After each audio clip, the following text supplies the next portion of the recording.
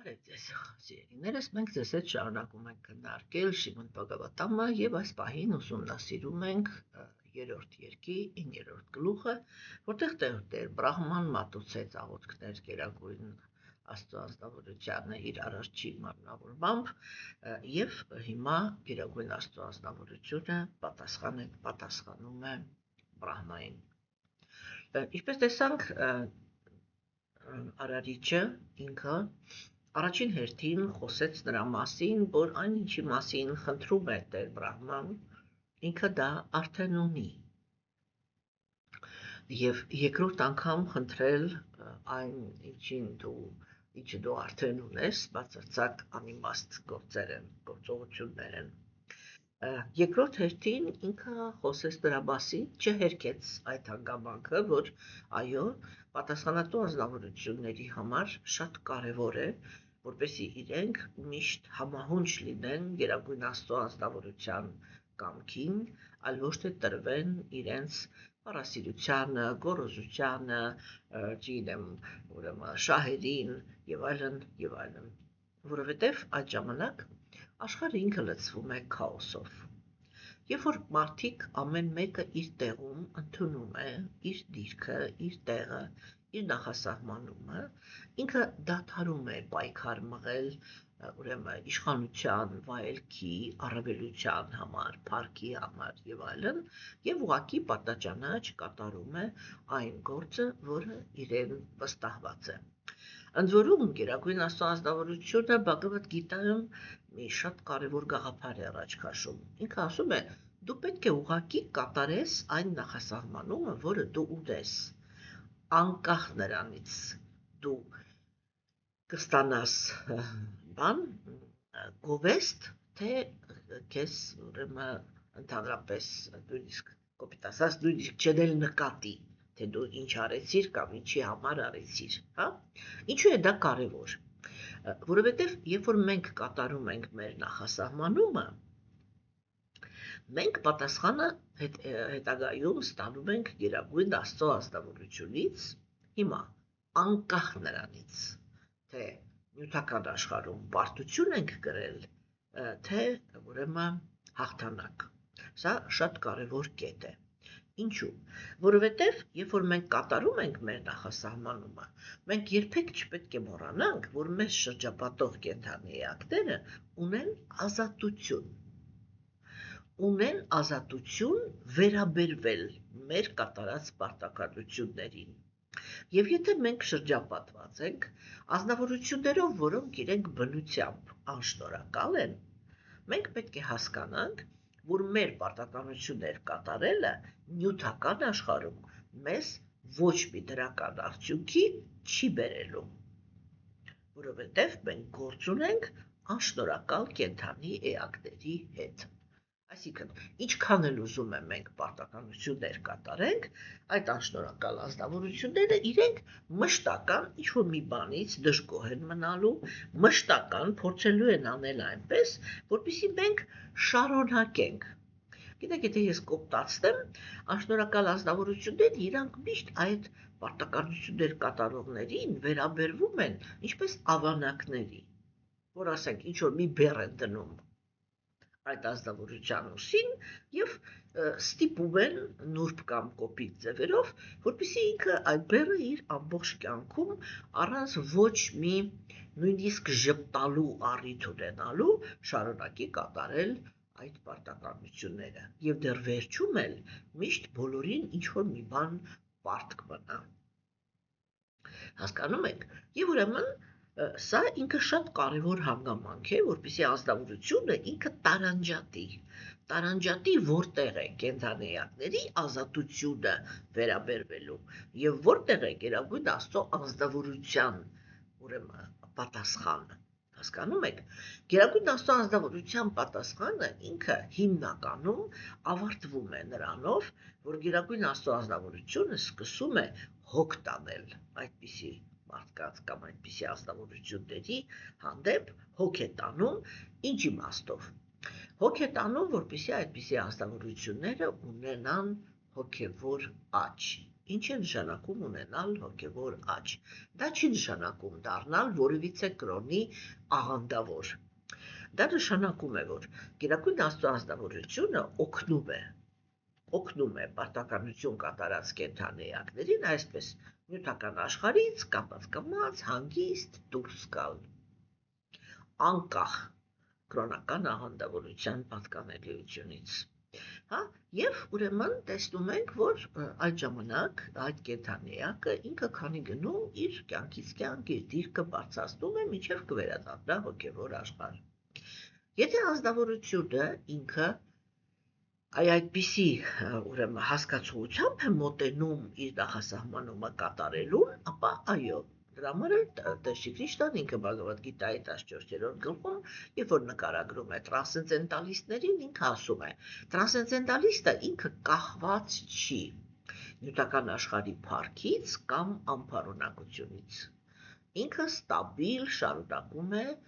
տվյալ դեպքում, եթե մենք տրանսցենդենտալիստերի մասին ենք խոսում, ինքը ստաբիլ շարունակում է ծառայել Աստծուն բոլոր իր համար հնարավոր միջոցներով։ Իսկ ինչ վերաբերվում է ուղղակի պարտականություններ կատարողներին, ապա եթե ազնվորությունը ինքը մինչև իր կյանքի վերջ պարտաճանաչ կատարում է այն պարտականությունները, որը իրենից սպասվում են, չէ, ինքը զրոյացնում է իր բոլոր պարտքերը, ինչ որ մի քանակությամբ պարտքեր է զրոյացնում, եւ այդ կենդանիակների հետ այլևս երբեք ապագայում չի հանդիպելու, իր ոչ մի վերածննդում այլևս չի հանդիպելու,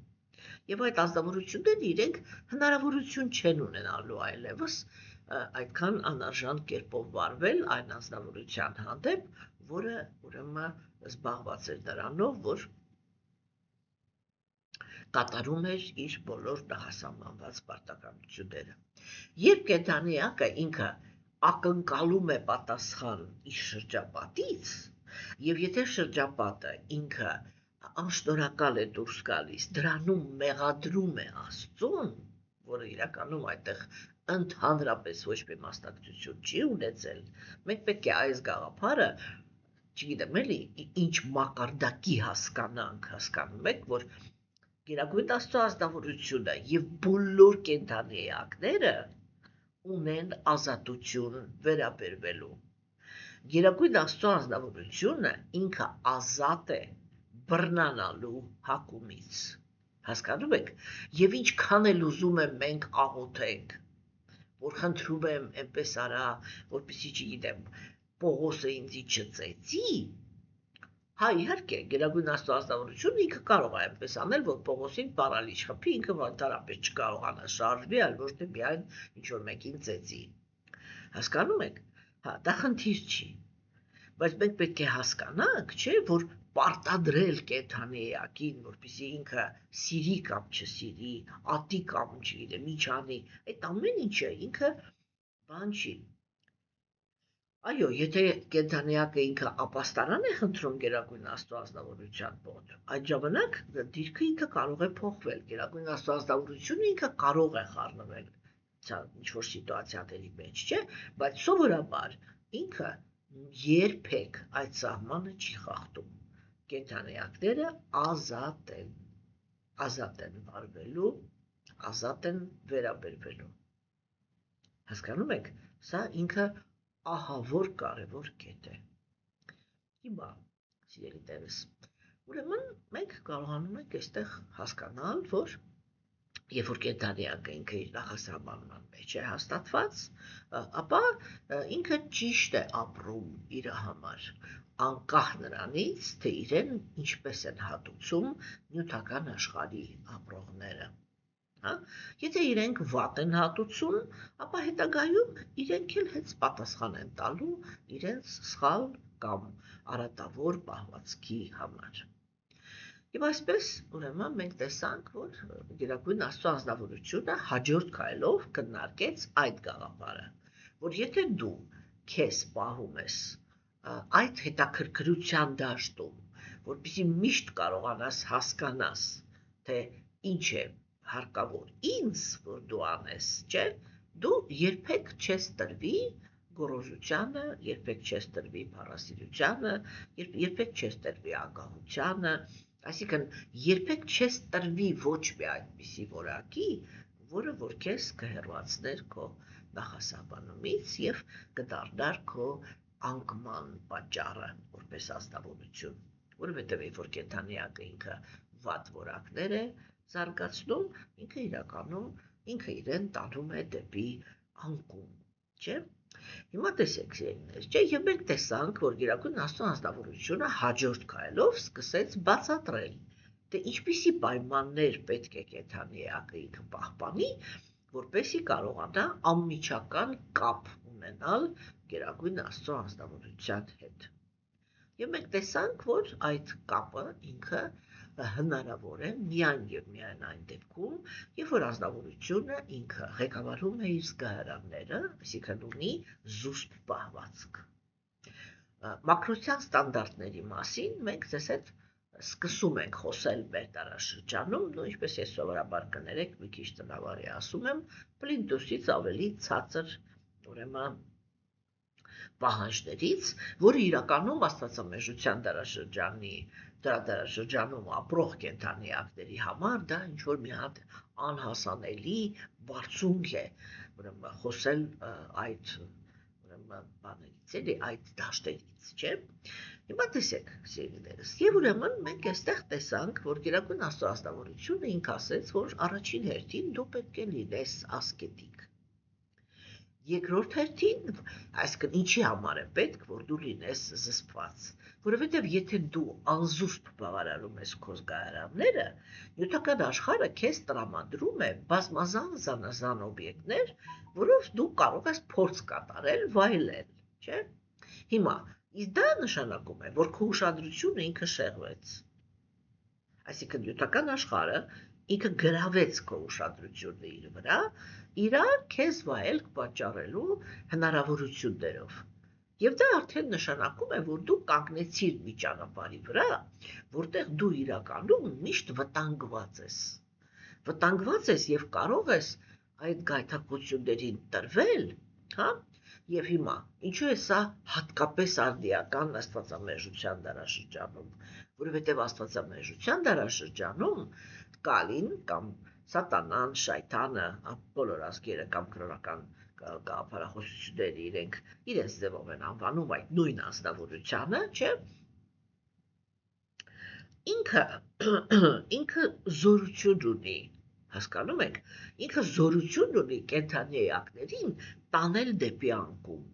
Եվ եթե դու անզուսպ փորձ ես կատարում, անզուսպ բավարարել քո զգայարանները, դու անպայման հաջորդ քայլով հայտնվում ես այն ինչի մեջ, ինչը որ կրոնականությունը կոչում է մեղք, չէ՞։ Իսկ իրականում, եթե օբյեկտիվ ենք վերցնում, դա ուղղակի արատավորությունն է։ Այսինքն դու դառնում ես,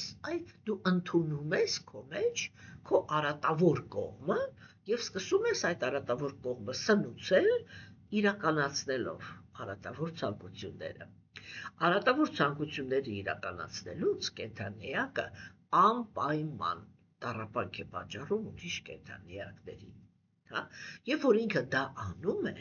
ինքը պարտադիր կերպով, ուրեմն արժանանում է շատ կոնկրետ տառապալից իրավիճակների իր հաջորդ կյանքերում։ Հիմա, իսկ որպեսզի անձնավորությունը ինքը մնա հաստատված իր պարտականությունների մեջ, չէ՞, ուրեմն այստեղ շատ կարևոր է այդ կետը, որպեսզի անձնավորությունը ինքը ունենա զուսպ զգայարաններ։ Զուսպ զգայարանները դա նշանակում է, անձնավորությունը ինքը ժամանակ չի ծախսում իր էգոիստական վայելքների վրա, այլ կենտրոնացած է մնում ամենակարևոր թեմային։ Իսկ որն է ամենակարևոր թեման կենդանիակի համար նյութական աշխարհում։ Ամենակարևոր թեման նյութական աշխարհում դա նախասահմանումը կատարելն է։ Ինչու՞։ Որովհետև ես նորից եմ կրկնում այս թեման, ինքը պիտի շատ լուրջ հասկացվի։ Նախասահմանումը կատարելով ամեն կյանքում կենդանիակը ինքը վերելք է ապրում։ Երբ որ ինքը շեղվում է իր նախասահմանումից, ինքը հակառակը, իրան նյութական աշխարհը սկսում է ավելի խորը ու ավելի խորը քաշել իր մեջ։ Եվ ուրեմն Գերագույն Աստծո անձնավորությունը հաջորդ քայլով ասեց. եթե դու զուսպ ես պահում քո զգայարանները, այդ զսպվածության մեջ դու կարողանում ես ուրեմն լինել կենտրոնացած իմ վրա։ Երբ որ դու կենտրոնացած ես իմ վրա, այսինքն ինչ է շախում կենտրոնացած իմ վրա, քեզ հետաքրքրում է իմ կարծիքը։ Հասկանում եք, երբ որ անձնավորությունը ինքը մնալով արատավոր աղոթքներ է մատուցում Աստծուն, կամ մնալով արատավոր խնդրանքներով է դիմում իր հանդեպ, չէ՞։ Սա նշանակում է, որ կենդանեակը ինքը չի հետաքրքրվում Գերագույն Աստծո անձնավորության կարծիքով, ինքը ուզում է շահագործել Գերագույն Աստծո անձնավորության հզորությունը եւ ուրիշ ոչինչ, հա։ Եվ պարզ է, որ ինքը չի կարող բռնապարել կամ պարտադրել Գերագույն Աստծո անձնավորությանը իր կամքը, որովհետև Գերագույն Աստծո անձնավորությունը չափից ավելի հզոր է այդպիսի խաղեր իր հետ տալու համար, չէ՞։ Ուրեմն կենդանեակը ինքը մտնում է զոհի դերի մեջ եւ այդ զոհի դերից սկսում է աղոթել Գերագույն Աստծո անձնավորությանը։ Բայց նպատակը միևնույն է, մնում է նույնը։ Կենդանեակը ուզում է շահագործել Գերագույն Աստծո անձնավորության հզորությունը։ Իսկ հիմա այստեղ մենք տեսնում ենք, որ Արարիչը ինքը պարզ խոսում է Բրահմայի հետ այդ կետից, որ իրականում ինձ համար կարևորը դա նա է, թե ինչքանով ես դու հաշվի նստում իմ կարծիքի հետ կամ իմ ցանկության։ Դա ինչու՞։ Որովհետև Արարիչը ինքը տրանսցենդենտալ անձնավորություն է։ Այսինքն ինքը երբեք ոչ մի հարցում, երբ որ սկսում է գործել ինքը, հա, ինքը չի բանանում, էլի, ինքը չի սպասարկում ոչ ատելություն, հա, ոչ ատելությունները, ոչ անարդար կապվածությունները, ոչ նյութական մարմնի հանդեպ բարիությունը, ինքը իրան այդ ամեն ինչը ընդհանրապես հետաքրքիր չի, հասկանում եք, բայց ինչն է իրան հետաքրքիր։ Իրան հետաքրքիր է այն հանգամանքը, որ Գերագույն Աստծո անձնավորությունը ինքը ուրեմն շահագրգիռ է, որպեսզի կենդանեակները վերադառնան հոգևոր աշխարհ։ Այսինքն ինքը միշտ կենտրոնացած է հոգու շահերի վրա։ Առաքինության գոյավիճակի մեջ Գերագույն Աստծո անձնավորությունը խառնվում է կենդանեակի նյութական գոյության մեջ, հա, բայց ոչ թե նրա համար, որ ինքը շահագրգռված է, որպեսզի կենդանեակը նյութական աշխարհում լինի երջանիկ։ Ինքը շահագրգռված է ուրիշ հարցում։ Ինքը շահագրգռված է, որպեսզի կենդանեակը իրական կրոնական դաշտում իրականացնի այն առավելությունները, որը ձեռք է բերում կենդանեակը, երբ որ ինքը ուրեմն իրոք նվիրված է Գերագույն Աստծո անձնավորությանը կամ ապաստարան է գտել նրա մոտ։ Այսինքն ինքը այդ բոլոր գործողություններին նյութական երջանկություն, հաջողություն տալու ճանապարհին այդ բոլոր գործողությունները ինքը կատարում է միայն նրա համար, որպեսզի վերականգնի կենդանեակի բանը, ասեք, կենդանեակի վստահությունը իր հանդեպ, չէ՞։ Ինչու է սա կարևոր թեմա, որովհետև սա մենք հազար անգամ տեսած քննարկել ենք, որովհետև նյութական աշխարհում կա տառապանք, եւ կենդանեակը ուզում է հասկանալ, թե իր բոլոր տառապանքների մեջ ով է մեղավոր կամ ինչն է պատճառը, չէ՞։ Սա ամենասկզբնական խնդիրն է, որից կենդանեակները դիմում են Գերագույն Աստծո անձնավորությանը։ Հիմա, սիրելիներս, ուրեմն այս ամենի ներքո մենք կարողանում ենք հասկանալ, չէ, որ ուրեմն Գերագույն Աստծո անձնավորությունը ինքը ասեց Բրահմային, որ դու պետք է ղեկավարես քո զգայարանները եւ պետք է հետաքրքրված լինես իմ կարծիքից, իմ կարծիքով։ Երբ որ դու հետաքրքրված ես իմ կարծիքով, ես անպայման, դու ինքը շեշտեց այսպես, որ դու քո ներսից կսկսես տեսնել ճշմարտությունը, իսկ մենք ձեզ հետ քննարկեցինք, որ Տեր Շրիշնան ինքը Բհագավադ Գիտայում ասում է, Ես նստած կենթանեակի սրտի մեջ տալիս եմ կենթանեակին գիտելիք և հիշողություն։ Եվ մենք ձեզ հետ քննարկեցինք, որ շատ հաճախ մեր ժամանակներում մարդիկ, որոնք իրենք գտնվում են թողիցներեն, բայց մոլորության գոյավիճակի աստեցության տակ, իրենք ինչ-որ զանազան ձայներ են լսում, ես նորից եմ կրկնում, որ ես չեմ պնդում, որ իրենք ոչինչ չեն լսում, ես ասում եմ, այո, իրենք լսում են, շատ հնարավոր է, թեկուզ կան դեպքեր, երբ որ ոչ էլ լսում են, այլ բացարձակ կեղծավորությամբ են զբաղված, ուրեմն այո լսում են, ամբողջ հարցը կայանում է նրանում, թե ում ձայնը, հիմա սիրելիներս, ուրեմն եւ սա շատ ինքը այսպես բան կետ է, ես ժամանակ ասեցի, հիմա էլ եմ ասում, սա ինձ համար ամենաչսիրածս թեման է, որովհետեւ սա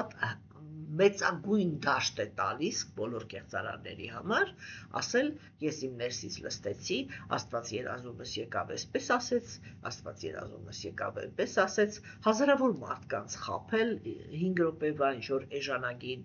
փառքի համար, եւ ուրեմն մարդիկ էլ լսեն եւ հայտնվեն եսին որտեղ, չէ՞։ Ուրեմն այսա ինքը այսպեսի կետ է, էլի, բայց կա մի հատ ուրիշ կախվածության կետ, չէ, դա արտաքինից եկող ինֆորմացիան է, այսինքն երբ որ մեր մոտ գալիս են, այստեղ ես արդեն կարող եմ ասել այսպես, նույնիսկ սուրբ գրվածքներ, շատ կարևոր է իրական սուրբ գրվածքներ հիշեցնեմ, որ իրական սուրբ գրվածք է համարվում կամ լիակատար իրական սուրբ գրվածք է համարվում, այն սուրբ գրվածքը, որը ինքը իր մեջ այսպես համապարփակ պարունակում է նյութական աշխարհի ֆիզիկական եւ հոգեբանական կառուցվածքի, հոգեվոր աշխարհի ֆիզիկական եւ հոգեբանական կառուցվածքի մասին գիտելիք, հոգու մասին գիտելիք, Աստծո մասին գիտելիք, նրա բնավորության, նրա արտաքինի, անվան, անձնական կյանքի եւ այլի մասին գիտելիք, եւ այդ 4 կոմպոնենտների փոխազդեցության մասին գիտելիք։ Այդպիսի սուրբ գրվածքները իրենք համարվում են կատարյալ սուրբ գրվածքներ, որովհետև չի մնում այնպիսի թեմա, որը իրենք չեն քննարկում։ Եվ այսպես ուրեմն, սիրելիներս, չէ, եթե ազնվորությունը ինքը զուսպ է, հետաքրքրված է Գերագույն Աստծո ազնվորության կարծիքով, ապա ամենահեշտ ձևը, որպեսզի ազնվորությունը ինքը վստահ լինի, որ ինքը իրանել էլ, ինքը իրանով էլ, այսպես ասեմ, էլի, ամեղ խաբեությամբ զբաղված չի, երբ որ ինքը իր մտքի թելադրանքները շփոթում է Գերագույն Աստծո ազնվորության կարծիքի հետ, կարծում է, որ այդ ինչ որ ինքը իր համար հորինեց, դա հենց Աստված իրեն ասեց, եւ հետո ինքը խառնվում է իրար, չի հասկանում, որից հետո, չէ, եւ այլն, ուրեմն ամենահեշտ եւ ամենավստահելի ձևը դա սուրբ գրվածքներում Գերագույն Աստծո ազնվորության կարծիքը պարզ արտահայտված է, գիտեք, ես այսպես ասեմ, էլի, որ այդ ներքին ձայնի կարևորությունը ինքը գալիս է շատ ավելի բարձր հոգեվոր զարգացման աստիճաններում։ Երբ որ կենթանեակը ինքը գտնվում է այս տիրույթում, որտեղ ինքը փորձում է ազատվել տառապանքներից եւ հաստատվել նյութական երջանկության մեջ, նույնիսկ երբ որ փորձում է ազատագրում ստանալ, չէ, այսինքն տգիտության մեջ տգիտությունից դուրս գալ, կրքերից դուրս գալ եւ հաստատվել առաքինության գոյավիճակի մեջ, դառնալով իմաստուն, չէ, այս ամեն ինչը ինքը պարզագույն, այնպես ծամծմած գրված է սուրբ գրվածքներում։ Հասկանում եք, եւ ոչ մի պատճառ չկա, ինչ-որ այստեղ այնտեղ քեզ կոտորես, պատերին խփես գլուխդ, եսի ինչ անես, հետո ասես ներսից ես լսեցի, այն լսեցի, հետո մեկ էլ հետո պարզվի, որ սխալ ես լսե, հետի քո միտքներ ինչ-որ հիմար բաներ քեզի բանանում, դու գնաս դրա հետևից գլուխդ խփես պատին, հետո ասես Աստված ինձ խփեց, չգիտեմ ես են։ Հասկանում եք, ամենավստահելի մեթոդը դա հենվել իրական սուրբ գրվածքի վրա։ Սիմպտոմները ես արդեն ասեցի, այստեղ ոչ մի դժվարություն չկա միանգամից հասկանալու, թե որ գրվածքն է ինքը իրական սուրբ գրվածք։ Եվ ուրեմն, սիրելիներս, չէ, այն Գերագույն Աստծո ազնվորությունը, ես քեզ կտամ այդ գիտելիքը։ Հա, հիմա երբ է Գերագույն Աստծո անձնավորությունը խլում գիտելիքը, այսինքն չի թողնում, ինչ է շակում խլում։ Կենդանի էակը ինքը կարող է լսել ուշադիր, ինքը կարող է, չգիտեմ, կարդալ, հա, շատ կարդալ սուրբ գրվածքները, բայց եթե ինքը կարդալուց հետո չի մտածել այդ գիտելիքի շուրջ, չէ, եւ պատկերավոր ասած չի դարձրել այդ գիտելիքը իրենը, հասկանում եք, որ ինքը հաստատվեց, վերջում ինքը իր բանականությամբ ասեց, այս սկզբունքը ես հասկացա, հաջորդը այս սկզբունքը, որը հասկացել եմ, դուրս եկավ, եւ հաջորդը որովհետեւ դուրս եկավ սրանից հետո այս սկզբունքով եմ ղեկավարվելու։ Այս երեք էտապը պարտադիր են, ինչի համար, որպեսզի երբ որ տեղն է գալիս, որ այդ գիտելիքը ինքը օգտագործվի, Գերագույն Աստծո անձնավորությունը հիշեցնի քեզ ներսից, այստեղ է կարևոր դա, հասկանում եք, այդ ներսիցը ինքը այդ դա է, որ դու արտաքինից սուրբ գրվածքից գիտելիքը ստացել ես, իրան վերլուծել ես եւ մարսել ես, դարձրել ես քոնը եւ ուզում ես այդ գիտելիքով ղեկավարվել։ Այև որ դու ուզում ես այդ գիտելիքով ղեկավարվել, որովհետև գիտելիքը քեզ դուր եկավ, սա ամենակարևոր ֆակտորն է, որը սովորաբար հոգևոր մարդիկ ընդհանրապես արհամարհում են։ Հասկանում եք, սա շատ կարևոր կետ է, որ այն գաղափարը, որը մենք լսեցինք, այդ գաղափարը պետք է մեզ դուր գա, որպեսզի մենք հետագայում այդ գաղափարով շարժվենք։ Եվ տեխնիկապես դա ինչպես է տեղի ունենում։ Գերագույն Աստծո անձնավորությունը նստած մեր սրտի մեջ ուշադիր հետևում է, հա, ինքը տեսնում է, որ ինչ-որ պատճառներով, հիմա այդ պատճառները չքննարկենք, իրանք տարբեր գոյավիճակների ազդեցության տակ տարբեր են։ Ինչ-որ պատճառներով կենդանիակը ինքը լսում է գիտելիքը։ Գերագույն Աստծո անձնավորությունը ինքը մեր մեջ նստած ասում է, այ ապրես, ինչ-որ կարևոր լուրջ իրական քո հոգու շահերից բխող գործողություններով է զբաղված, չէ՞։ Հիմա կենդանիակը ինքը լսեց, ավելին, լսելու ընթացքում հրճվեց, իրան դուր եկավ, չգիտեմ ինչ, այսինքն ինքը բարձրացավ, այ բարձրանում է այնտեղ, որտեղ որ այդ գիտելիքը մեզ կանչում է, չէ՞։ Գիտելիքի հետ շփումը ավարտվեց, այսինքն դասախոսությունը վերջացավ կամ գիրքը փակեցի եւ անմիջապես կատարեցի վերադարձ դեպի իմ սովորական մտածելակերպը։ Հա, ինչ տեսավ Գերագույն Աստծո անձնավորությունը։ Այո, ինքը լսեց։ Այո, իրան դուր եկավ։ Բայց ինքը չուզեց պահպանի։ Ինքը անմիջապես վերադարձավ իր սովորական մտածելակերպին, չէ՞։ Այդ պարագայում, երբ որ կենդանիակը ինքը ինչ-որ իրադարձություն է սկսում, որտեղ որ ինքը իր լսած գիտելիքը պիտի կիրառեր, Գերագույն Աստծո անձնավորությունը չի հիշացնում։ Ինչու՞։ Ոչ թե որտեղ ինքը վատն է, այլ որտեղ մենք ինքներս մեզ ասել ենք, հա, սա շատ լավ էր, բայց ինձ պետք չի։ Ինձ պետք է ուղղակի այդ դրա համար, որ հաճելի է լսելը, ուրիշ ոչինչ։ Ինձ պետք չի նրա համար, որ ես սրանով ղեկավարվեմ։ Այ հենց որ կյանքային սիտուացիաներն են գալի, ես ղեկավարվում եմ իմ փորձով, իմ գիտելիքով, ինչ որ ես գիտեմ, ինչով որ ես ղեկավարվել եմ միշտ։ Հասկանում եք, ոչ մի փոփոխություն տեղի չի ունենում։ Այև որ մենք առաջի փուլերը անցանք, բայց վերջում ասեցինք, բայց ես ավելի խելացի եմ, փաստացի դա ենք չի ասում, բայց ես ավելի խելացի եմ, ու ես կմնամ իմ կարծիքին, ու երբ որ սիտուացիան կգա, ես այդ սիտուացիայի հետ կվարվեմ այնպես, ինչպես որ, ասենք, վարվում էի մինչև այդ, Գերագույն Աստծո անձնավորությունը ասում է լավ, շատ բարի։ Հիշում ենք, ինքը ոչ մի պարագայում, ոչ մի կենդանի էակին, ոչ մի հարցում բացարձակապես երբեք չի բռնանում։ Ինքը միայն բացատրում է, տալիս է գիտելիք եւ ասում է իսկ հիմա արա ինչպես ուզում ես։ Всё։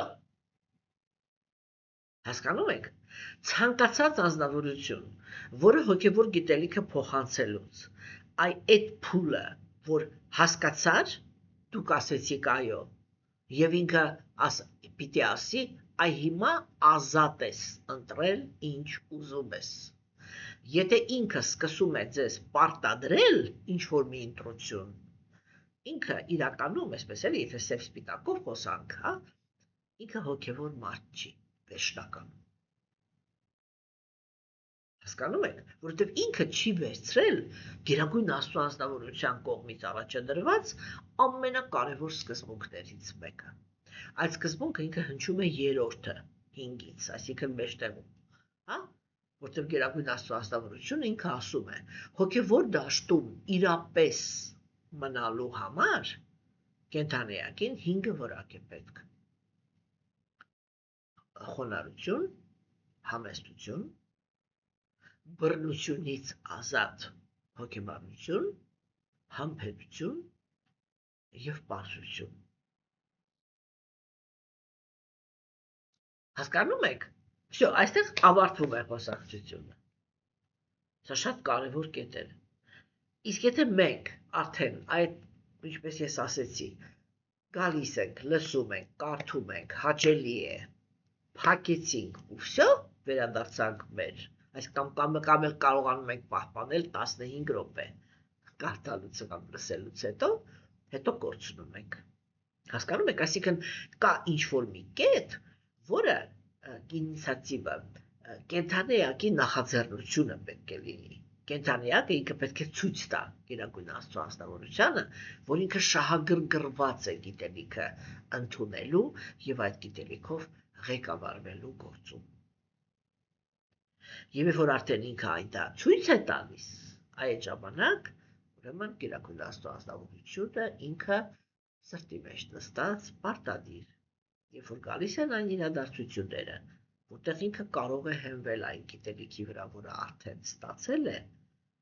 անպայման գերագույն Աստծո անձնավորությունը իրան հենց այդ պահին գիտելիքը հիշեցնում է։ Ասում է, հիմա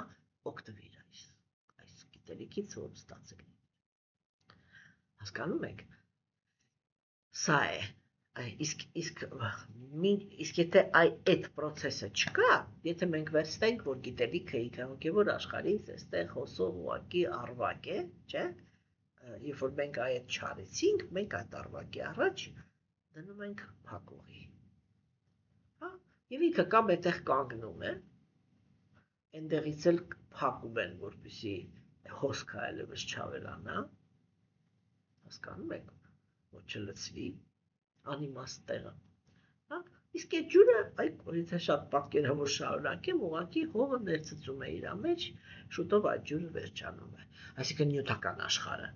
այդ պաշարը ներծծում է իր մեջ եւ այդ ամեն ինչը ավարտվում է հերթական դատարկությամբ։ Սա շատ կարևոր կետ է, որովհետեւ իրականում կենդանիակի ներքին հոգևոր կյանքը ինքը պետք է միշտ այդ լիության զգացումը տա կենդանիակին։ Հասկանում եք, որ ինքը միշտ պիտի զգա, որ ինքը ահավոր լիքն է, ինչ որ մի, այսպես ոնց ասեմ, էլի, եթե ես իմ բառով ասեմ, կասեմ գանձով։ Հասկանում եք։ Ուրեմն եւ Գերագույն Աստծո անձնավորությունը ինքը ասեց, որ եթե դու ասկետիկ ես, այսինքն զուսպ ես, եթե դու կենտրոնացած ես իմ կարծիքի վրա, հա, ես քեզ կօգնեմ, որպեսզի դու միշտ իմ կարծիքը իմանաս։ Չէ, այսա միակ ճանապարհն է, կոպիտ ասած, Գերագույն Աստծո անձնավորության ձայնը լսելու։ Հա, որը ինքը լսեցնում է կամ սուրբ գրվածքով, կամ իր մաքուր նվիրալների շուրթերով, հա, կամ ուրեմն արդեն ներքինից։ Եվ այդ ժամանակ է, որ հոգևոր մարդը ինքը կարող է հասկանալ, այս որ իրան հիշեցնում է, հա, կարող է հասկանալ, որ ինքը իր պահվածքով գոհացրել է Աստծուն։ Եվ դրա համար նորից եմ կրկնում։ Ծխելով, խմելով, փառքի հետևից ընկած, հարստության հետևից ընկած, չգիտեմ, ազդեցության իշխանության հետևից ընկած կապվածությունների գերի, կեղտոցովորություններ ունեցող, հասկանում եք, այդպիսի ազնվորություններ իրենք ուղղակի չեն կարող կապված լինել Աստծո հետ։ Սատանայի հետ խնդրեմ, ոգիների հետ խնդրեմ, բայց աստվածային ոչ մի բանի հետ իրանք չեն կարող կապված լինել։ Եվ այդ նույն պայծառատեսությունը, այդ նույն գերբնական ուժերը, հա, չգիտեմ ինչը, մագիա բան, այդ ամեն ինչը իրականում, հասկանում եք, մենք պիտի հասկանանք, էլի, որ պատկերավոր ասած կա Աստված, կա Սատանա, երկուսն էլ կարող են նույն բաները տալ։ Երկուսն էլ, Սատանան էլ է ինքը, չէ ախր, ինքն էլ է, չէ, ինքն էլ իր երկրպագողներին տալիս է հարստություն, նյութական աշխարհում հաջողություններ, հա, փառք, իշխանություն, դիրք, ուժ, եւ այլն, սատանայական իմաստություն։ Հասկանում եք, այսինքն երկուսն էլ իրանք տալիս են նյութական արդյունքներ։ Հա, բայց մի դեպքում կենդանյանքը ինքը հավերժ մնում է սատանայի ծառա, մյուս դեպքում Աստծո։ Որն է տարբերությունը։ Սատանայի ծառաները երբեք չեն կարող դուրս գալ նյութական աշխարհից։ Իսկ Աստծո ծառաները կարող են։ Այսինքն վերջնական հոգու խնդիրը լուծելու։ Հասկանում եք, սատանայի ծառաները, հասկանում, սատանայի պայմանը նա է, որ դու պիտի լինես արատավոր, որպեսզի ինքը քեզ տա նյութական արդյունք։ Աստծո պայմանը դա նա է, որ դու պիտի լինես մաքուր, որպեսզի ինքը տա արդյունք։ Մենք ապրում ենք աստվածամերժության դարաշրջանում, հա, երբ որ հիմա, կոպիտ ասած, սատանայի իշխանությունն է։ Եվ դրա համար հիմա, այո, արատավոր անձնավորությունները շատ ավելի հեշտությամբ են հասնում նյութական արդյունքների, քան հոգևոր մարդիկ։ Եվ սա նորմալ է։ Այսա մենք պիտի հասկանանք։ Եվ սա նորմալ է, որովհետև մենք ապրում ենք աստվածամերժության դարաշրջանում։ Կոպիտ ասած, բոլոր պրետենզիաները կարող են ուղղել միայն ինքներս մեզ։ Մեզ ոչ մեկ չէր խնդրել, որպեսզի մենք կատարենք մեր անցյալ կյանքերում այնպիսի արարքներ, որ ծնվենք աստվածամերժության դարաշրջանում։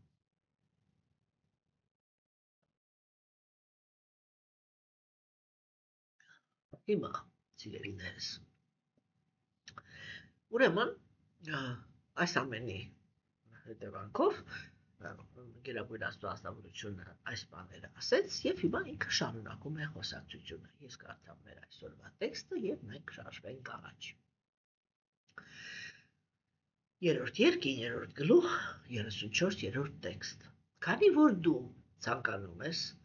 անվերջ շատացնել տիեզերքի բնակչությունը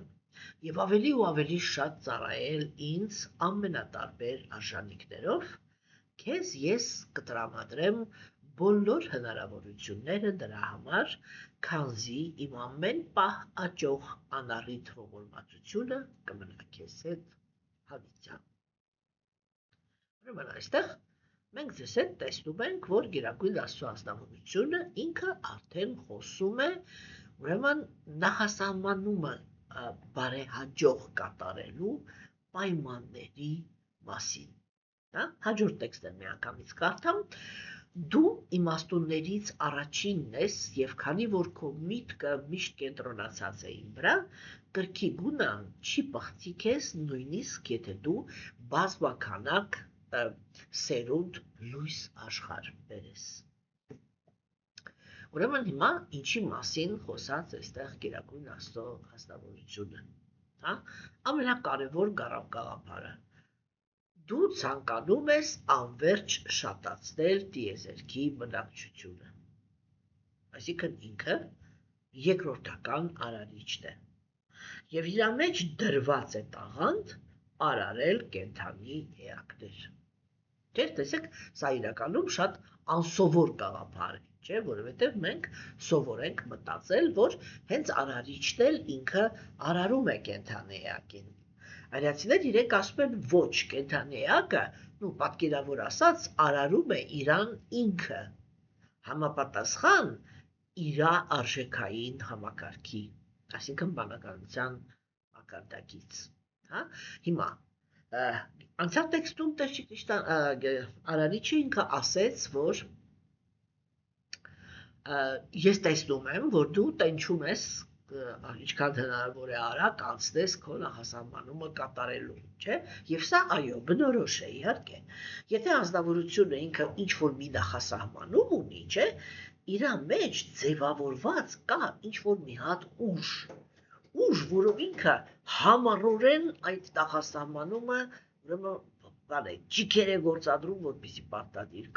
կատարի, չէ՞։ Եվ այդ ցանկությունը այդ գործողությունները անելու երբեք իր մեջից չեն վերանում, եթե այս աշխարհում կա միշտ մի հատ եթե։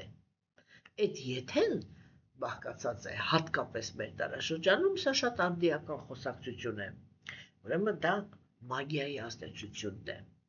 Ես մեծ նշանակություն եմ տալիս այդ դաշտին, ու մեծ նշանակություն եմ տալիս ոչ թե այսպես թեորիայից, որ ասենք ուղղակի հասկացել եմ դա, այլ մեծ նշանակություն եմ տալիս, որովհետև կյանքիս ընթացքում ահա որ դառը փորձ ունեմ այդ դաշտում։ Այդ որ ասում են թշնամուս այդպիսի փորձ չեմ ցանկանա։ Հա, եւ հասկանում եք, բայց այստեղ կա մի խոսակցություն, որը ինքը չափանցնում է։ Ընդհանրապես մարդիկ իրանք հատկապես գիտության գոյավիճակի մեջ գտնվողները իրենք շատ արագ անցնում են բոլոր չափերը, հա, այսինքն մի ծայրահեղությունից թռնում են մի հատ ուրիշ ծայրահեղության մեջ։ Որն է ծայրահեղությունը։ Մի ծայրահեղությունը ինքը ասում է մագիա ընդհանրապես չկա։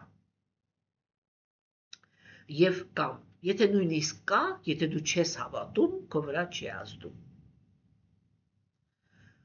Երկրորդ ծայրահեղությունը դա կայանում է նրանում, որ հիմա էլ բոլորը մագիա անող են, եւ դու պետք է մշտական ինչ-որ մի հատ այսպես բաքսորի պոզիցիայում կանգնած լինես, հա, եւ ուրեմն բոլորից պաշտպանես։ Պարզ է, որ եւ առաջին մտածելակերպը եւ երկրորդ մտածելակերպը իրենք սխալ են։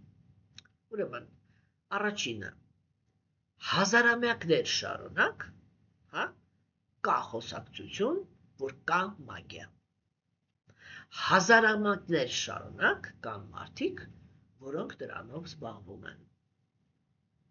Եվ ամենատխուրը հազարավոր դարեր շարունակ հասնում են հաջողության։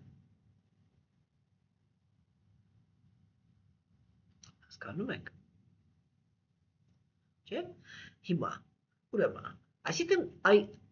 այն մարդիկ, որոնք իրանք ասում են մագիա չկա, այդ ամեն ինչը բան է, հորինված է, չգիտեմ, էսեն է, չէ՞։ Ես իմ օրինակը բերեմ, որտեղ ես պատկանել եմ հենց այդ մարդկանցից։ Ես եղել եմ ազնվորություն, որը երբ որ ինձ հանկարծ այդպիսի թեմա է լսում, երիտասարդ տարիներում միշտ այսպես ձեռք էի առնում, ասում եմ, եկա մոթա 10-20-րդ դարը, ինչ թուղթուկիր, այդ ինչ այդ բանել ես այդ ռուսերեն բառեր նորից չասեմ, մութ տգիտությունից ես ինչեր եք խոսում ընդհանրապես, հա, հատկապես ճղայնանում էի, երբ որ ասենք այդպիսի բաներին հավատում էին բարձրագույն կրթություն ստացած մարդիկ, ասում էի կրթված մարդիկ եք անհարմար չեք զգում, այդ ինչի մեջեր եք խառնում, вообще այդ ինչ եք բարանում, այդ մարդիկ ինձ այսպես բանով բացատրում էին, ասում էին, որ ախր ոնց չհավատանք, երբ որ տանը, ասենք, չգիտեմ, տունը հավաքելուց այս ինչ տեղ է, ինչ բանն եմ գտել, ինչ տեղ է, ինչ բանն եմ գտել, ախր բա ոնց չհավատամ, բան, ասենք ես ասում եմ, չէ, ես չեմ ասում որ դրանով զբաղվող չկա, զբաղվող կա, բայց ինքը մագիան չկա, հա, այսինքն դուք ձեզ ներշնչում եք, ես ինչ եք անում են, ինչ եք, ինչ ասես ասում էին, մինչև Աստված իմ գլխին բերեց, որպեսզի ես հասկանամ, թե այդ մարդիկ ինչ էին խոսում։ Հիմա տեսեք սիրելիներս, չէ, եւ կա կարծիք, չէ, որ եթե հա մագիան կա, բայց եթե դուք չես հավատում, ինքը քո վրա չի ազդում։ Ուրեմն այդ սկզբունքը ինքը նույն բանն է, որտեղ մագիան դա ֆիզիկական գործողություն է։ Հասկանում եք։ Փառք Աստծո, հիմա գիտնականները իրանք մտել են, ոչ թե մտել են արդեն, այդտեղ տնավորվել են արդեն, հա, այդ դուրբ էներգիաների դաշտ։ Եվ հիմա կան սարքեր, որոնց միջոցով հնարավոր է մարդու բիոդաշտ, ես հիմա այս պահին չեմ գտնվում իմ բնակարանում, հա, երբ որ ես կգնամ իմ բնակարան, ես անպայման կհիշեմ, որ ձեզ մի հատ այնց այդպիսի մի հատ նկար ցույց տամ, որտեղ երևում է հենց այն պահը, երբ որ իմ վրա մագիա էր արված եւ մագիա էր արված այսպես հետևից նիզակ էր խրած, թե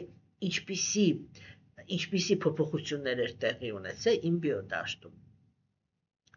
Հասկանում եք, ես շատ շնորհակալ եմ գիտնականներին այդ ճանապարհի համար, որ իրաք անցել են այդ ճանապարհը։ Ուղղակի ճիշտ է, այո, իհարկե, ինչպես միշտ դա հետագայում օգտագործվել է ոչ այդքան մաքուր նպատակների համար։ Այսինքն բռնել են մագիայով զբաղվող մարդկանց, տարել են լաբորատորիաներում, բաներ են կպցրել, ասենք, սկսել են չափել, ասենք, այս ինչ նպատակին հասնելու համար, ասել են օրինակ, այս ինչ բան արա։ Երբ որ ինքը ինչ բան արել է, օրինակ, չգիտեմ, տուղտուգիր արա։ Ինքը տուղտուգիրը անում է, այնտեղ իր ուղեղի տվյալները գրանցվում են։ Ինչ հաճախականության մեջ մտավ, որտեղ ամեն ինչ հաճախականությունների հետ է կապված, չէ՞։ Ինչ հաճախականության մեջ մտավ իր ուղեղը։ Հա, հետո իրանք հասկանում են, որ հաջորդ քայլով, եթե իրանք ուրեմն այդ նույն հաճախականությունը արտաբերում են, եւ այդ հաճախականությունը ուղում են ինչ-որ մի հատ մարդու վրա, ստացվում է նույն թուղթուգիրը։ Եվ հիմա այդ տեխնոլոգիաները իրենք շատ մեծ օգտագործում ունեն։ Իհարկե մեծ տեղյակ չեն պահում նրա մասին, բայց շատ մեծ օգտագործում ունեն հաճախականությունները օգտագործելու մարդկանց գիտակցության վրա հասնելու համար։ Հասկանում եք, այսինքն այս ամեն ինչը ինքը երբ որ մարդիկ ասում են, եթե չես հավատում, չի ազդում, չէ՞, դա նույն բանն է, ոնց որ անձրևը գա, ես ասեմ, ես չեմ հավատում, որ հիմա անձրև է գալիս, ուրեմն անձրևը իմ վրա չի կարող գա։ Որտեղ մենք պետք է հասկանանք, որ մագիան ինքը ֆիզիկական, ուղղակի նուրբ, ինքը հաճախականություն է։ Բառը ինքը հաճախականություն է։ Հասկանում եք։ Գիտակցությունը, ուղեղը ինքը հաճախականություն է, այրանից մշտական ինչ-որ հաճախականություններ են դուրս գալիս, կախված նրանից, չէ, եւ այդ մթնոլորտը ինքը վերջնականում, հենց դրանով էլ ձևավորվում է, թե ինչ հաճախականություն է դուրս գալիս այդ մթնոլորտում գտնվող մարդկանց ուղեղներից։ Հասկանում եք, չէ՞, օրինակ ասենք այդ տեսանկյունից մեր երկրում ինչպիսի բարդակ է ընդհանրապես։ Հիմա այս նախընտրական կներեք բանանում ես դորից շատ վրդոված, արդեն վրդոված չեմ, գիտեք, ուղղակի տխրությանը սահման չկա։ Երբ որ ես նայում եմ, թե մարդիկ իրանք ինչ մակարդակի, այլանդակ բառերի, ինչ որ լպիրշության, արդեն ընդհանրապես ամոթ բառը վերացել է։ Հասկանում եք։ Երբ որ մարդը ինքը կարող է ինչ որ այլանդակ այնպիսի տխմար բառերով ինչ-որ մի բան ծեփի, ինչ-որ մի քաղաքական գործիչի վրա եւ առանց անհարմար զգալու դա ուղարկի իր բոլոր բաներին կամ եթե ընտրվում է, եթե այսպես այդպիսի օրինակ Facebook-ում այդպիսի ֆունկցիա չկա, չէ՞ որ ասեք բան էլի բոլորին։ Ակի մարդը ինքը ընտրում է, չէ՞, եւ ինքը կարող է հայհոյանքներով լցված ուրեմն ռոլիկը ինչ-որ մի քաղաքական գործիչի հանդեպ, չէ՞, ուղարկի կանանց։ Հասկանում եք։ Սարսափելի իրականություն է, էլի, տգիտությունը ինքը հիմա այսպես եռում է մեր երկրում։ Այսինքն մենք գնում ենք ընտրությունների տգիտության գոյավիճակի ազդեցության տակ։ Ես արդեն հոգնել եմ այս թեման քննարկելուց։ Հասկանում եք, տգիտության գոյավիճակի ազդեցության տակ հնարավոր չի ստանալ ոչ մի առաքինի արդյունք։ Տգիտությունը ինքը բերում է միայն եւ միայն ավիրումների։ Եվ եթե մենք ընտրություն ենք կատարում տգիտության, ջղայնության, ատելության հիմքի վրա, մենք ընտրելու ենք ավիրող մարդ։ Մենք հնար չունենք ընտրելու։ Հասկանում եք, ամեն մի գոյավիճակ ինքը ունի իր խողովակը։ Եթե դու այդտեղ մտար, դու ուրիշտեղ չես կարող դուրս գալ։ Դու դուրս ես գալիս այդ պատճառահետևանքային կապի հետևանքի հետ գործ ունենալու։ Իսկ տգիտության գոյավիճակը ինքը ավիրումներ է բերում, վերջ։ Երբեք ոչ մի քայլ չի կարելի անել ատելության հիմքի վրա։ Իսկ մենք հիմա ասում եմ, էլ այսպես մի հատ պրոստո ես այնպիսի բաներ եմ ստանում, որ ասես սկզբից ինձ թվում էր, ասում էի լավ, բանը մեկ մի հատ բացեցի, այսպես մազերս բիզ կանգնեց, թե ինչ է մարդը իրան տույլ տվել, ընդհանրապես խոսալ։ Գրահիկությունն էլ չէ, ինչ-որ մի հատ սահման պիտի ունենա, էլի։ Հիմա սահմանը լի իր հերթին։ Ուղղակի ես, տեսեք, հիմա զգուշացնում եմ, ասում եմ, ընտրությունը կատարվելու է ավիրման պրոցեսներով։ Եթե մենք այս շարունակում ենք այնպես, ինչպես հիմա շարունակում ենք, որ գոնե, հասկանում եք, կենթանուց տարբերվող պահվածք ունենանք, հետ կանգնենք այդ լպիրշություններից։ Գոլես զուսպ լեզու ունենանք, էլի կարելի է էությունից խոսել։ Հասկանում եք։ Ես էլի կարող եմ, չի ասել, օրինակի համար ասենք, չգիտեմ, այսինչ քաղաքական գործիչը ինքը ենթադրենք ունի ունի սեռական շեղումներ, եւ ես համարում եմ, որ այդ պարագայում այդ ազնվորությունը չի կարող վարել այսինչ պարտականությունները։ Պարտադիր է այդտեղ մորից բռնած միջև հորից դուրս եկած հայհոյանքներով այդ ամեն ինչը ասել։ Այ հարց եմ տալիս, այդքան պարտադիր է։ Դու ինչ-որ ներքինից ինչ-որ մի մարդ ես, չէ, որ կարողանում ես այդպես հարմար ես գտնում քո համար, այդպես։ Հա իհարկե ամեն անգամ մեզ այնց ամեն մեկն էլ կարող է ջղայնանալ, բայց ամեն անգամ երբ որ մենք ջղայնանում ենք, հետո ժամանակ է պետք, որ մենք մեզ հավաքենք, որպեսզի այդ ջղայնության հետևանքները հանկարծ չիրականանան։ Դե լավ, ասեք կներեք, շեղվեցի։ Հիմա վերադառնանք մեր թեմային, չէ՞։ Մագիայի մասին ենք խոսում։ Այսինքն, երկրորդ գաղափարը դա է, որ եթե ես չեմ հավատում, չի ազդում։ Ես էլ ասում եմ, եթե անձրևը գալիս է, մագիան դա հաճախականություն է, այսինքն դա նյութական շոշափելիք էներգիա է, որը կարելի է չափել։ Հասկանում եք, չէ՞։ Եվ հիմա ասենք, եթե այն նույն ձևի, ոնց որ անձրևը եթե գալիս է բոլորի գլխին, չէ՞, եթե այդ հաճախականությունը ինքը աշխատացված է եւ այդ հաճախականությունը բերված է իստոչնիկը իրա, բերված է դրված է մեր տան մեջ, ինքը գործում է անկախ նրանից։ Մենք հավատում ենք, թե ոչ։ Հա? Եվ մարդը ինքը չի կարողանում հասկանա, եթե ինքը այդ դաշտին ընդհանրապես ոչ մի նշանակություն չի տալիս, ինքը չի կարողանում հասկանա,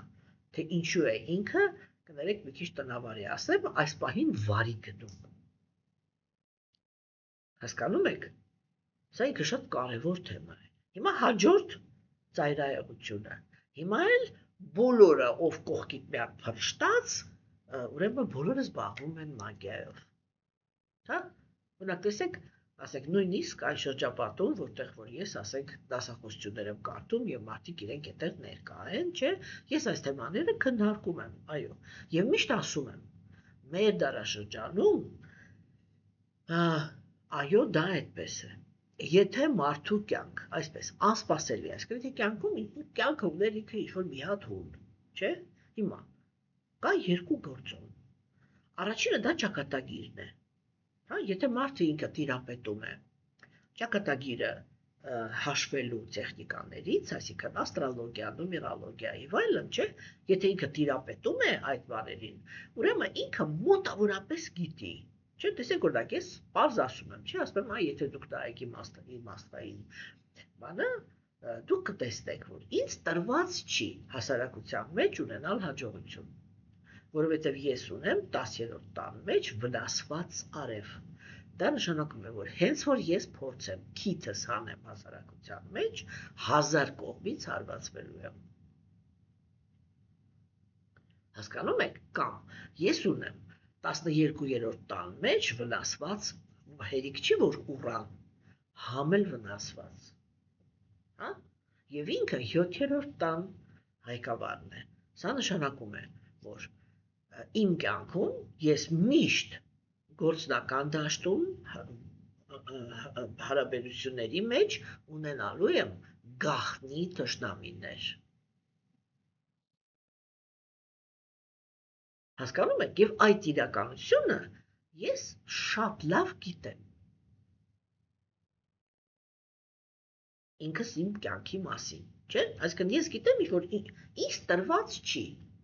լինել հաջողակ։ Всё։ Այդտեղ ինչ որ ավելորդ շարժումներ անելը միայն նշանակում է Գերագույն Աստծո ազնվորությանը ստիպել, որպեսզի քեզ ապացուցի, որ դա քեզ տրված չի։ Ինչ անիմաստ գործողություններ են ընդհանրապես, հա։ Եվ ասենք դրա հետ մեկտեղ ունեմ ինչ որ մի հատ բան, նախասահմանում։ Դա հենց գաղափարախոսությունը հնչեցնելն է, որտեղ ես այդ նույն 10-րդ տան մեջ ունեմ Մերկուրի։ Նորից վնասված, այսինքն ես պիտի տամ ինչ-որ մի գաղափարախոսություն, որը միշտ պիտի լինի հարվածների տակ։ Վերջացավ, սա է իմ ճակատագիրը։ Հասկանում եք։ Եվ եթե դուք, ասենք, ուշադիր եք նայում ինձ, երևի թե տեսնում եք, որ ես շատ հանգիստ հենց այդ դաշտում էլ գտնվում եմ։ Ոչ մի ինչ-որ այսպես բաշարժումներ չեմ անում, երբեք չեմ փորձում վերանցել ինձ տրված բաժինը։ Հասկանում եք։ Հիմա տեսեք, սա առաջինն է, հա? Բայց եթե դուք ասեք գիտեք, որ ձեզ այդպիսի բան տրված չի, ձեր քարտեզը կամ ձեր թվագիտական բաները, ասեք, այդ հաշվարկները իրենք ցույց են տալիս, որ դուք պետք է ինչ-որ մի գործում լինեիք հաջողակ հանգիստ անձնավորություն։ Հա? Եվ հանկարծ ինչ-որ մի բանը, այսպես, մի անգամից շուռ է գալիս։ Չէ՞։ Անմիջապես առաջի հերթին ստուգում եք, դա մագիա է, թե ոչ։ Հասկանում եք, որովհետև այո, կա ճակատագիր, եւ բոլոր կենդանի էակները իրար ճակատագրերը կարող են փչացնել եւ կարող են լավացնել։ Հասկանում եք, այդ ազատ ընտրությունը ինքը դարձնում է աշխարհը անկանխատեսելի, այսինքն ինչ որ մի կետից աշխարհը ահավոր կարգավորված է, բայց ինչ որ մյուս կետում էլ, գիտեք, դա բլոկ սխեմայի նման է։ Չէ, տեսեք օրինակ ասենք, երբ որ ծրագիր է գրվում, չէ, ասենք ինչ որ մի հատ խնդրի համար ծրագիր է գրվում։ Այդ ծրագիրը երբ որ գրվում է, ծրագիրը ինքը իր մեջ պարունակում է բոլոր հնարավոր սցենարները։ Չէ։ Հիմա ասենք, ինչ որ մի հատ գլխավոր խնդիրն է, այսա պիտի լուծվի։ Գնացինք, եթե տվյալը եկավ այսպես, հա, ուրեմն, եթե սա է, ուրեմն գնում ես այս ճյուղով, եթե սա է, գնում ես այս ճյուղով, եթե այստեղ ընտրությունը սա է, գնում ես այս ճյուղով, սա է, գնում ես այս ճյուղով, եւ այդպես այդ ճյուղավորումները, որը կոչվում է բլոկ սխեմա, ինքը դիտարկում է, չէ, բոլոր հնարավոր վարիացիաները։ Այդ իմաստով նյութական աշխարհը գեր կարգավորված է, իսկ սա իդեալական բլոկ սխեմա է։ Որտեղ այո, իհարկե, Գերագույն Աստծո ազնվորությունը ինքը նախապես գիտի, որ այս կետում կարող է լինել այսպիսի ընտրություն, այսպիսի ընտրություն, այսպիսի ընտրություն, այսպիսի ընտրություն։ Եվ ինքը նախապես ունի այդ կարգավորվածությունը։ Այս ընտրության ժամանակ այս հետևանքը պիտի լինի, այս ընտրության ժամանակ այս հետևանքը, այս եւ գնաց, այդպես ամեն ինչը։ Այդ տեսանկյունից այո, Գերագույն Աստծո ազնվորությունը ինքը տիրապետում է այնպիսի իմաստության, չէ, որ կանխագուշակի կենդանիակների բոլոր ընտրությունները հաշվի առնի եւ բոլորին պատրաստ լինի, թե որ ընտրության դեպքում ինչ է տալու։ Բայց այդ բլոկ սխեմայի մեջ, այդ երբ որ գալիս է, եթե այսպես, ուրեմն այսպես, եթե, այդ եթեն դա ազատության ընտրությունն է։ Թե դու որ խողովակի մեջ կմտնես ինքդ եւ հիմա ուրիշ հարց կմցնես ուրիշին,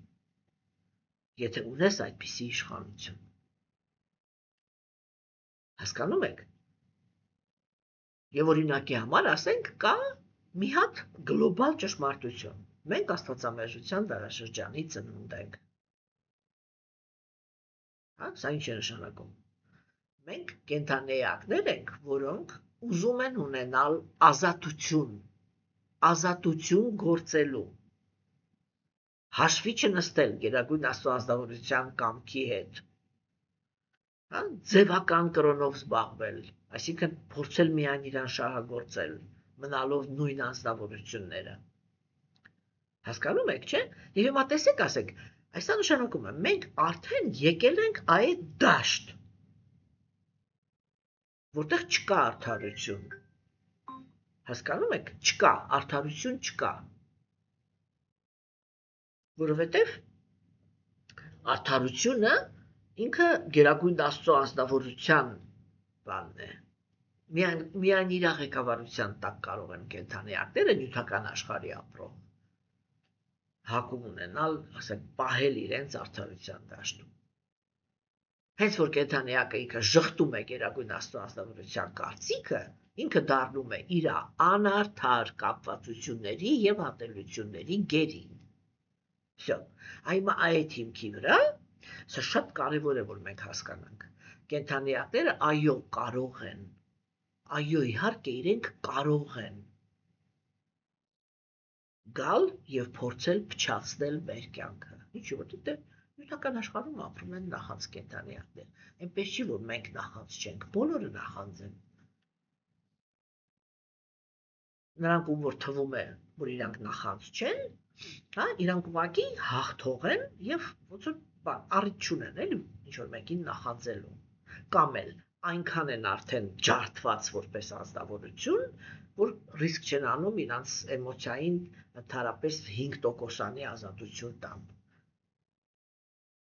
Հասկանում եք, այստեղ շատ բարդ խնդիրներ կա, էլի,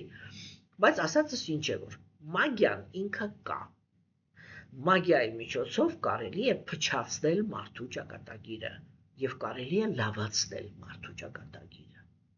Եվ սա կենդանեակների ազատ ընտրության դաշտում է գտնվում եւ պետք չի այստեղ Աստծուն խառնել, որտեղ ինքը այստեղ խառնված չի։ Հասկանում եք, Գերագույն Աստծո ազնվորությունը ինքը երբեք չի կարող խառնված լինի այն գործի մեջ, որպեսզի մաքրության մեջ հաստատված մարդու վրա թույլ տա, որ գիր անեն ու իր ինչ-որ մի բանը փչացնեն։ Ինքը չի կարող այդտեղ խառնված լինի։ Ինքը ուղղակի սկզբունքորեն ոչ մի տեղ չի խառնվում, քանի կենդանեակները գործում են։ Հետո արդյունքը տալու այդտեղ այո, пожалуйста, անպայման։ Այդտեղ ամենակարևոր բանը խոսքը, վերջին խոսքը իրանն է։ Բայց ընթացքում ինքը չի խառնվում։ Հասկանում եք։ Եվ եթե ազնվորությունը ինքը, չգիտեմ, նախանձում է նույնիսկ եթե արդար մաքուր մարդուն, հա, ինքը կարող է այդ մարդու ճակատագիրը փչացնել անպայման, հա, եւ հիմա ես օրինակներ եմ բերում, չէ՞, ասենք ես այս թեմային ուշադրություն եմ դարձնում, որովհետեւ ես քաջ գիտակցում եմ թե մագիայի միջոցով, կներեք, այստեղ ուրիշ ձև չեմ կարող ասել, ինչպիսի այլանդակություններ են արվում, հատկապես կրոնականության դաշտում է սա կարևոր։ Հասկանում, որտեղ մնացած դաշտերում, էլի, ոնց ասեմ, էլի, ոնց որ բոլորը իրար նման են։ Բայց հոգևոր դաշտում, երբ որ մարդիկ իրանք փորձում են, այսպես էլի, մաքրության մեջ հաստատվել, հոգևոր կյանքով զբաղվել, ես իմ ինչ գալ այդտեղ ու այդպիսի կեղտոտ բաներ անել, այստեղ է որ միակ տեղն է, որ կարող եմ ասեմ, Աստծուց ստանան իրանց ամեն մի արած քայլի համար։ Հասկանում եք, որտեղ այդտեղ սուրբ բաների են կպտում, էլի, չէ՞։ Հիմա տեսեք, եւ տեսեք, ասենք, ես այս թեմաները քննարկում եմ։ Հետո կանգնում եմ մի հատ ուրիշ փաստի առաջ։ Հա, որ ասենք, օրինակ կարող են մարդիկ, որոնք իրանք լսել են ինձանից, դա, հա,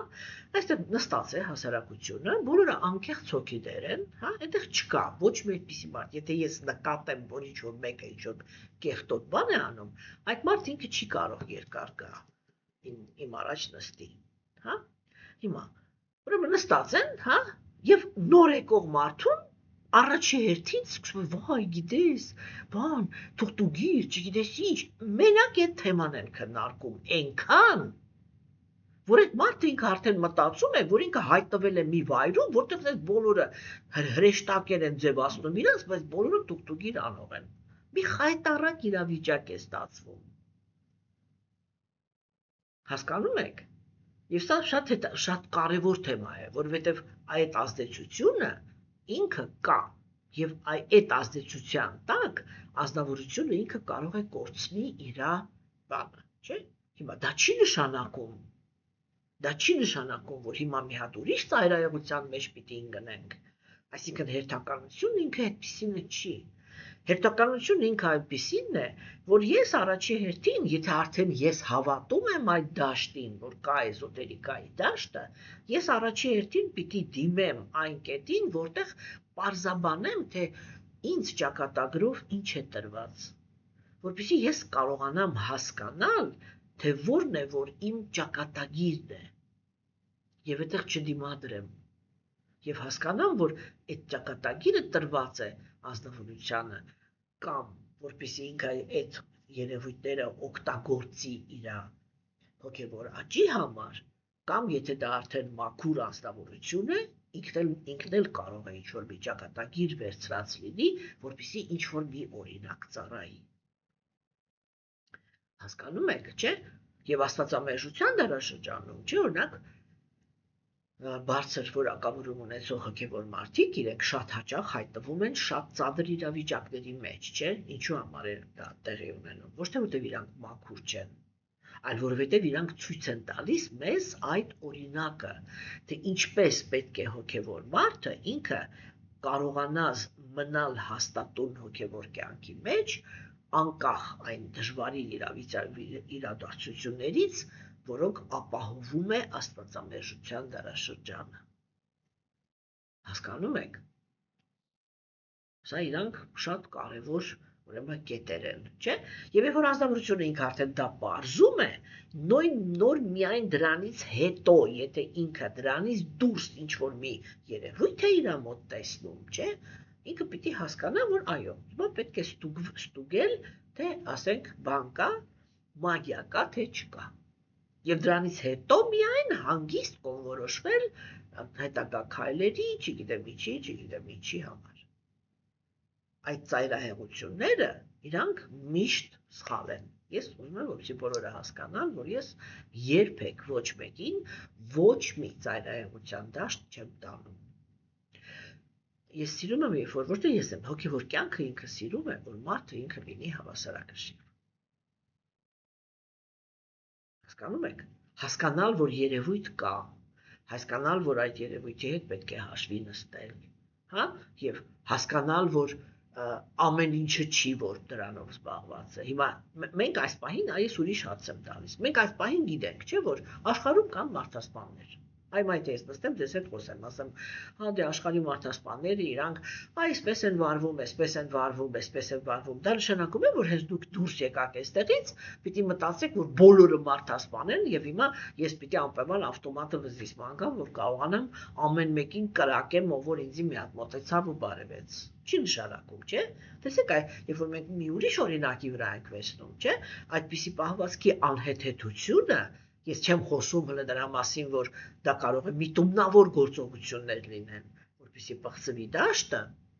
հա, որպեսզի մարդիկ սկսեն իրար չվստահել, որպեսզի մարդիկ սկսեն իրար մասին վատ մտածել, չգիտեմ ինչ, կան հոգևոր դաշտ, մտածեն բոլորը սատանաներ են։ Շատ այլանդակ պահվածք է սա, ահա որ անպատասխանատու։ Հասկանում եք, սիրելիներս, չէ՞։ Եվ ուրեմն այս գաղափարներն իրանք շատ կարևոր գաղափարներ են։ Ինչու մենք եկանք այս դաշտ, որովհետև այո, կա կենդանեակի նախասահմանում, հա, եւ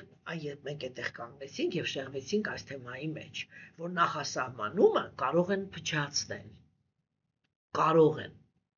հասկանում եք, եւ կարող են թույլ չտալ, որպեսզի անձնավորությունը ինքը իր նախասահմանումը կատարի եւ մարդու այդ հոգու ճակատագիրը կարող է գնալ ընդհանրապես մի հատ ուրիշ ճանապարհով, չէ՞։ Եվ այո, իհարկե, եթե ինքը նշանակություն չի տալիս դրան, որ այդ արվեստը կա, ինքը ոչ էլ դիմադրում է, չէ՞։ Ու եթե իր կյանքի այդ գետակի հոսքը տարան մի հատ ուրիշ հունով, ինքը հենց այդ հունով էլ գնում է Եվ կենդանիակը ինքը ընդհանրապես շեղվում է ինքը իր ճանապարհից։ Հա, եւ սա ինքը այնպիսի կետ է, հասկանում ես, որ այո, ես դժվարանում եմ հիմա արդեն, երբ որ ես տեղյակ եմ լինում, թե ինչպիսի այլանդակություններ են կատարվում այդ դաշտում, երբ որ ես խոսում եմ դրա մասին, այսինքն ես խոսում եմ այն տեսանկյունից, որ ուզում եմ օգտակար լինել, որպեսզի անձնավորությունը ինքը զգոն լինի։ Բայց հիմա էլ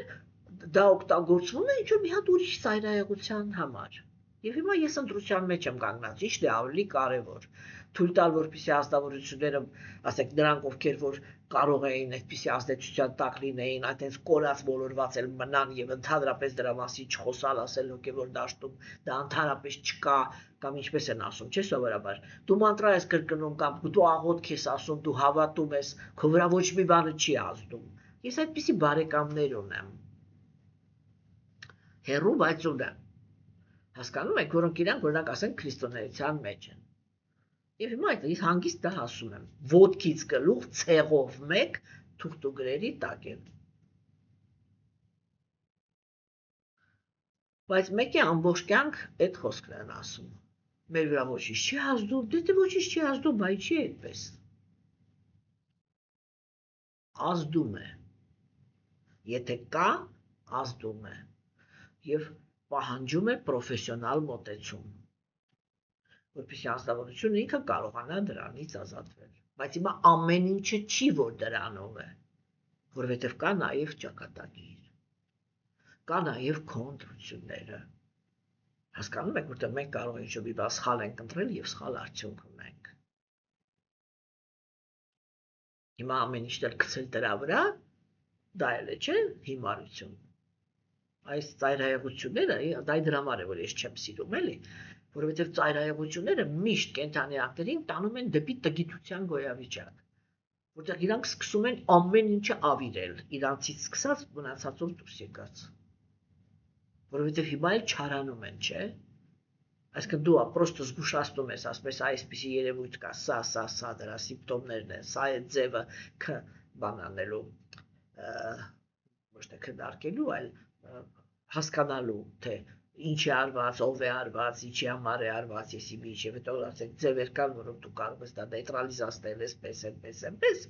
հա, եւ դրա տեղը ստանում ես մի հատ մանյակ, որը առավոտից երեկո մտածում է միայն դրա մասին։ Ընդ հիմա նստած մտածում ես, ասես հիմա ինչն է ավելի լավ, որ ինքը պրոստը թուղթուգրի տակ իր համար խելոք նստած վարի գնար, թե որ դու փորձեցիր իրան օգտակար լինես, իսկ ինքը հետո սկսես ուրիշներին վնաս տալ այդ թեմայի մեջ անմեղ մարդկանց խրելով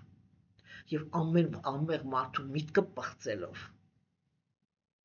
որ հիմա էլ ասենք ստիպել բոլորին նայել իր աչքերով, որ ամբողջ աշխարհը մենակ դրանով է զբաղված։ Չէ, իսկ հատկապես երբ որ այդպիսի բաները հոգեվոր դաշտում են ասվում, լիքը անմեղ նվիրալների են, չէ, լիքը անմեղ հոգեվոր մարդկանց են, չէ, վիրավորանք հասցնում։ Այո, իհարկե, ես դա միշտ ասում եմ, մեր դարաշրջանում շատ դժվար է այդ թեմայի մեջ,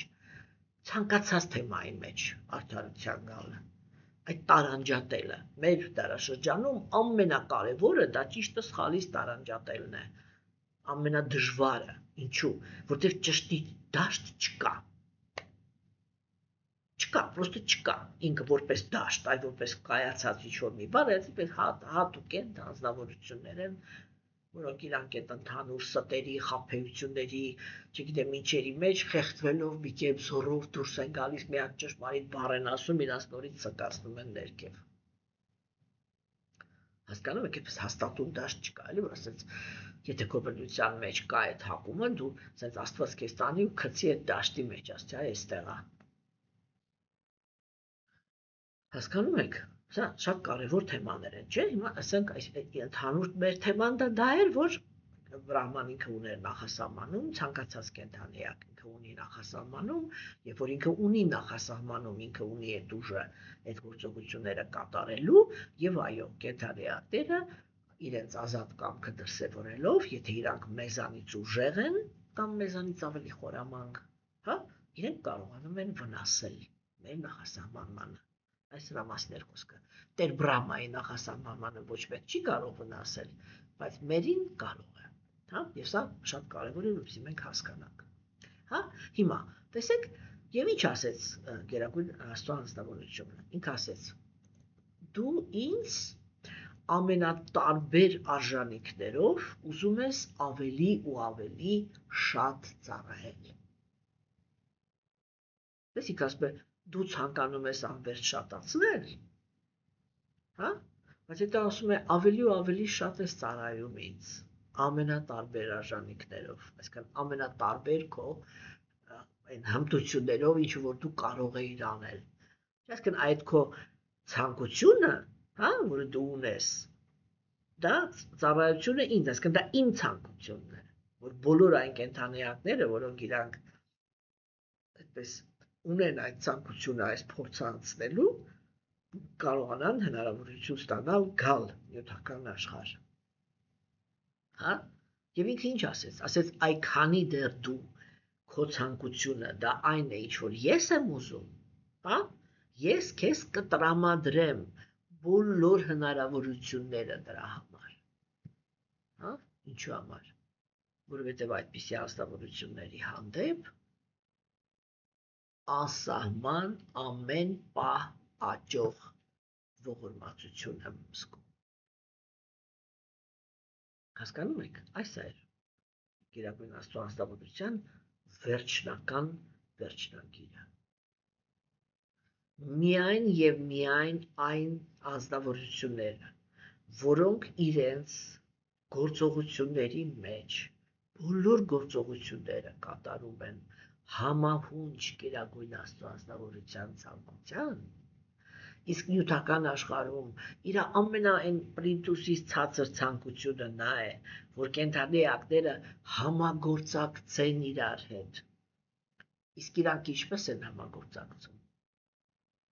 Իրանք համագործակցության հիմքը կայանում է նրանում, որ կենդանիակները մտնում են այդ մշակույթի մեջ։ Ես մարդ եմ, որը կարող է ընդունի ուրիշի արժանինքները։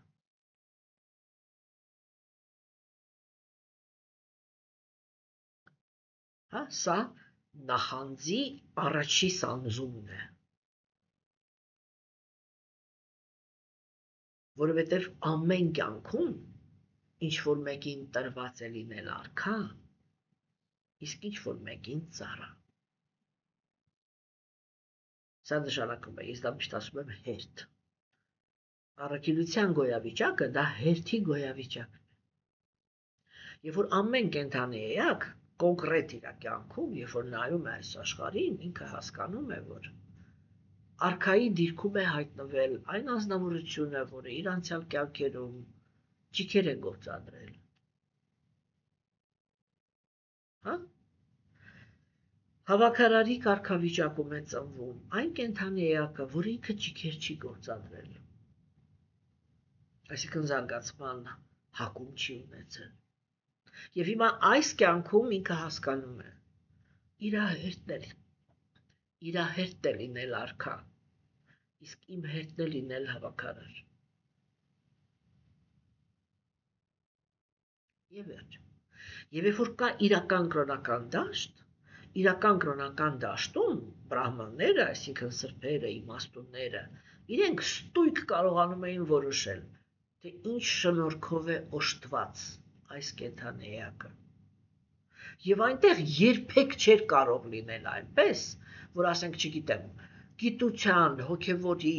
արվեստի մեջ ինչ որ մի ցայտուն շնորհք ունեցողը մինչև կյանքի վերջ մնար հավաքարար։ Դա հնարավոր բան չէր։